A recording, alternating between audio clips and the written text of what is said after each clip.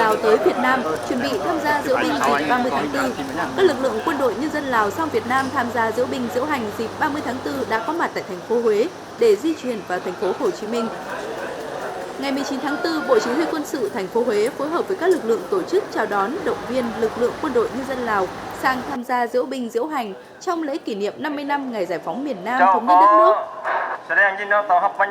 Trước đó, Bộ Quốc phòng mời quân đội Lào cử khối quân nhân tham gia diễu binh diễu hành tại lễ kỷ niệm 50 năm ngày giải phóng miền Nam.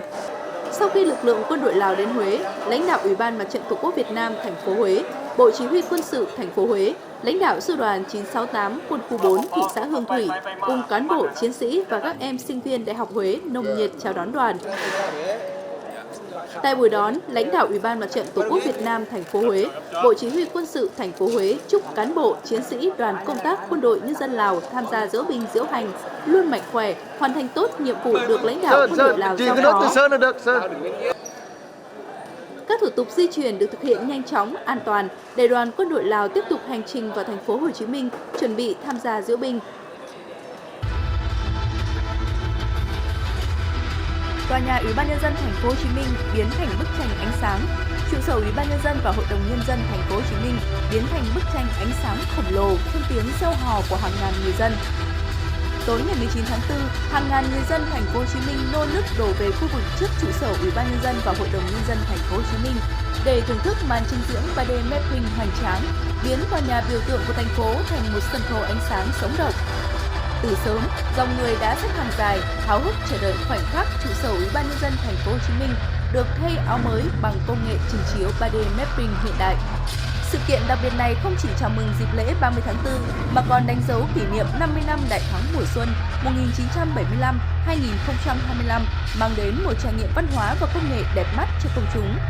Toàn bộ mặt tiền của trụ sở Hội đồng nhân dân và Ủy ban nhân dân thành phố Hồ Chí Minh, công trình kiến trúc mang tính biểu tượng của thành phố, đã trở thành một bức tranh ánh sáng khổng lồ.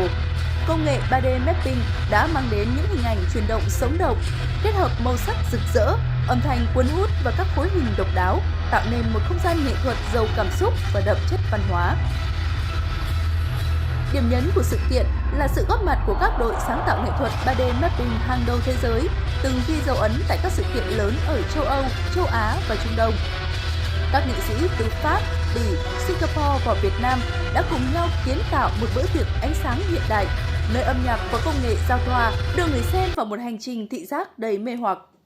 Màn trình diễn không chỉ là một sự kiện nghệ thuật mà còn là món quà ý nghĩa dành tặng thành phố Hồ Chí Minh nhân dịp kỷ niệm 50 năm thống nhất đất nước.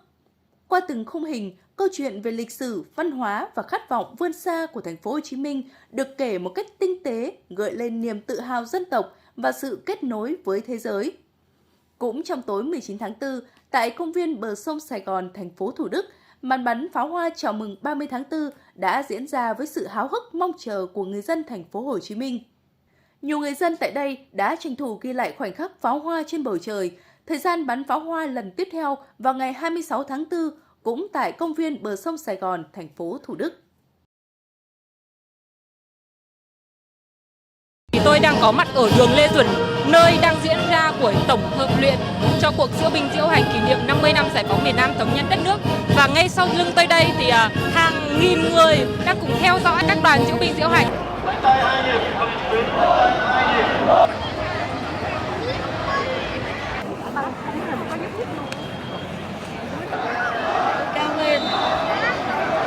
Bữa giờ chắc là cô xem video trên mạng nhiều rồi đúng không ạ? Xem nhiều rồi. Nhưng mà hôm nay lần đầu tiên mà được xem trực tiếp thì cảm giác của cô như nào? Cô rất hồi hộp, tự hào và xúc động. Và cảm thấy là mình là người dân Việt Nam có một cái ngày hội lớn để giải phóng đất nước mà để được chứng kiến tại thành phố Hồ Chí Minh. Cô ở Hà Nội. Cô ở Hà Nội nhưng mà cô vào đây đi chơi. Cô vào đây trông cháu, nhưng mà tối nay cô và chú đi mấy chục cây số, gửi xe cách đây độ khoảng 2 cây, đi bộ ra đây để được chứng kiến trực tiếp cái tổng duyệt, sơ duyệt của các đội hình, tất cả các đội để duyệt binh trong ngày chính thức là ngày 30 tháng 4. Thì hôm nay mọi người ở đây em thấy là cũng chờ rất là lâu rồi. Thì cảm giác lần đầu tiên mà xem một cái đội ngũ rất là đông, mọi người cùng diễu binh diễu hành ở đây thì cảm giác của chị như thế nào? Mình thấy cái chương trình này á, là thật ra là mình rất là gọi là mong muốn là được đi tham dự để đi coi cái duyệt binh từ nhỏ lớn gì chưa được coi bao giờ. Cảm giác rất là đã, nếu mà thật sự chị được coi là chị rất là gọi là rất là thích đó. Cho bây giờ mà đi đánh nhau gì nữa. Chị đi với ai trong gia đình hay là chị một mình? Đây em gái. Hai chị em đi từ hồi lúc 6 giờ. Đi từ lúc 6 giờ nghĩa là chờ 2 tiếng đồng hồ. Đúng rồi, đi vòng vòng ở mấy đường kia chặn hết trơn, giờ mới đi được tới đây thôi. Đấy, chị